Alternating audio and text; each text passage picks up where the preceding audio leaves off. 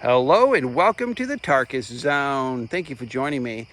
Tonight we're going to be featuring my Zoon bike. I've been doing videos on my YouTube channel about this bike going on. I think this is our 5th video. I'll put a link below to the page where you can buy this bike. And if it's a bike that piques your interest, definitely click on the link below and pull the trigger on it. It's under $600. And as of right now, I would say that it's well worth that. In this video that we're doing now, we're going to be just talking about what it looks like at night. I added these center lights here. These are wheel lights. You can buy these. I can provide the link also for these. I just taped them on the cart here, turned them on. The light I wanted to show you tonight was the headlight here on how bright it is, and that it's adjustable. You can just grab a hold of it and bring it up and down, depending on what your preference is. That front light is pretty bright. The back light, not so much. It could be brighter.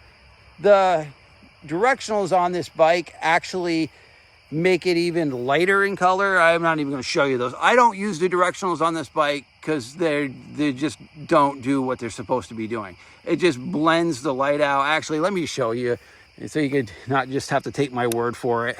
So I put the, see, it's kind of like changing the actual color and dimming it some to give you this wonky kit Night Rider movement. It's not blinking. It's like it just makes it convoluted. You're better off using your hand signals, and it dulls the light. So I don't recommend using the turn signals at all on this bike. Just leave it that solid red. Now what I'm going to do is I'm just going to go in here on my focus on my phone, and the phone will start picking up the light better.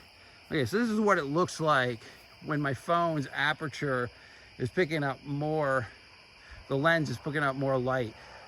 See, it looks like my backyard has got, you know, a lot of ambient light, but when I zoom out, it's really not that much. It's the way that this iPhone is. It's pretty cool. It just picks up more light when it's zoomed in. All right, well, that's really it, folks. I wanted to say that the bike really performs. Let me get the logo here. There it is. There's the logo. The bike really performs well at night. I can see where I'm going. With the extra lights I put on here, just taped them here with Scotch tape. That's all I did, was just wrap it with a little bit of Scotch tape, and these just come on by the push of a button. So if you just want to see the bike without them, that's the bike without them. And I just want people to see me coming in. If I'm crossing the road, I just want them to be able to see me, right? So I choose the third function of these lights. They kind of spooky, kind of glow. Plus the tires have lights in them. This has a light. It's a stem light.